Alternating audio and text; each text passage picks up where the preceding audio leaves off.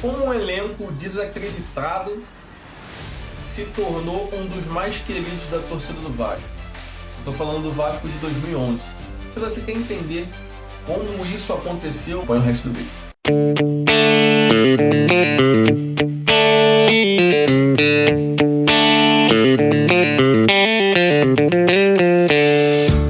O Vasco de 2011 começa com um péssimo campeonato carioca, onde os resultados são horríveis, o desempenho é ruim e o Vasco só consegue ter uma melhora ali no segundo turno do campeonato carioca.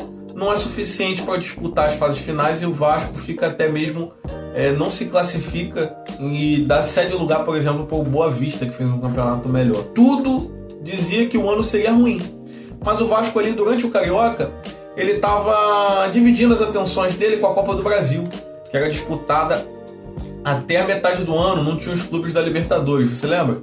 Então, vamos tentar entender como que o Vasco se tornou esse time querido nessa temporada. O Vasco foi avançando fase a fase na Copa do Brasil. Isso, obviamente, ali dividindo as atenções com o Carioca, fez com que o desempenho caísse. O Vasco, por exemplo, pegou na primeira fase da Copa do Brasil o Comercial, ganhou de 6-1, perdão. Naquela época tinha o critério de que se você ganhava por 2 gols de diferença, você não precisava jogar o jogo de volta. E o Vasco já se classificou assim diretamente para a segunda fase. Depois o Vasco pegou o ABC. Ele empatou fora e conseguiu ganhar dentro, sacramentando assim seu avanço também para a próxima fase. Nas oitavas o Vasco pegou o Náutico. Aí já foi um time mais casca-grossa, mais tradicional, um time do Nordeste. E ganhou na ida, empatou na volta. Ainda assim conseguindo pelos critérios de gols fora de casa avançar. E o Vasco foi assim, com passos bem esquisitos, mas de pouco em pouco avançando na Copa do Brasil. Nas quartas de final, o Vasco pegou o Atlético Paranaense, o Furacão, que é um time que muitas vezes, tradicionalmente gera dificuldade para o Vascão, ganhando fora, num confronto ali bem acirrado. Nas semifinais, pegamos o Avaí, vencendo os 2 confrontos.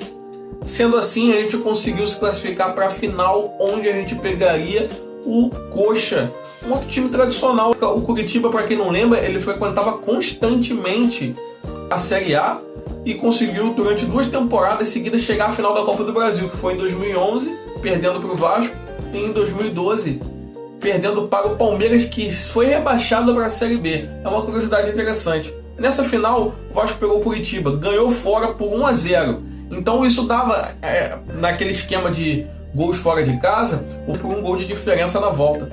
E foi isso que aconteceu. O Vasco fez o primeiro gol, o Curitiba empatou, o Curitiba virou, o Vasco empatou e o Curitiba fez o 3-2 e ficou um jogo muito amarrado, muito difícil. Destaque grande para o Alexandre nessa temporada. Éder Luiz e o Diego Souza também foi muito importante nessa conquista da Copa do Brasil, junto com o Dedé e junto com o Fernando Praz. O Vasco, depois disso, sacramentar o seu primeiro título na Copa do Brasil, se tornou um time muito mais entrosado.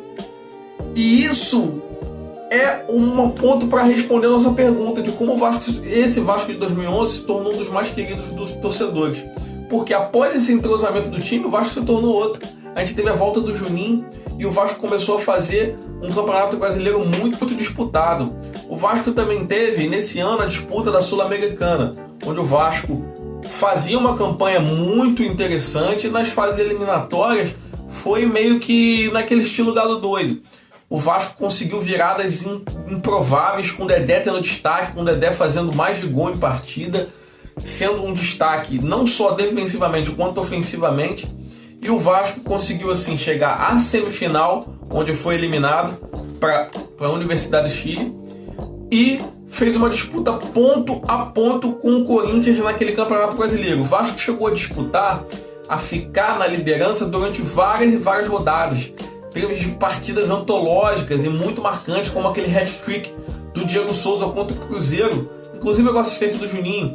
Vitória contra o Fluminense com o gol do Bernardo, gol do Juninho contra o Corinthians. A gente teve várias e várias partidas contra o Santos do Neymar, aquele duelo do Dedé contra o Neymar.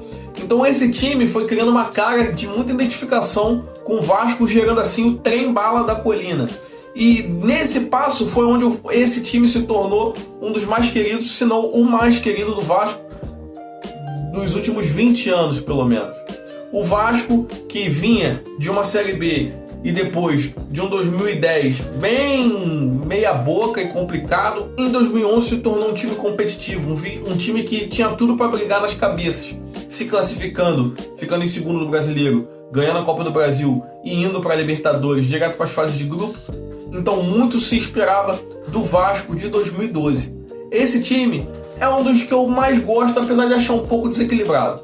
Me dá sua opinião sobre esse time de 2011 e outra. Me diz aí se você quer um vídeo sobre o time de 2012, porque aquele ano de 2012 foi muito curioso.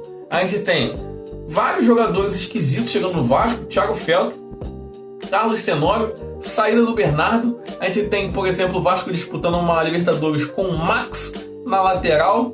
Me diz aí se você quer um vídeo sobre o Vasco de 2012. Se você gostou desse vídeo e quer assistir esse, se inscreve, deixa o like e acompanha o canal, porque vão rolar mais vídeos como esse. Valeu, até o próximo vídeo.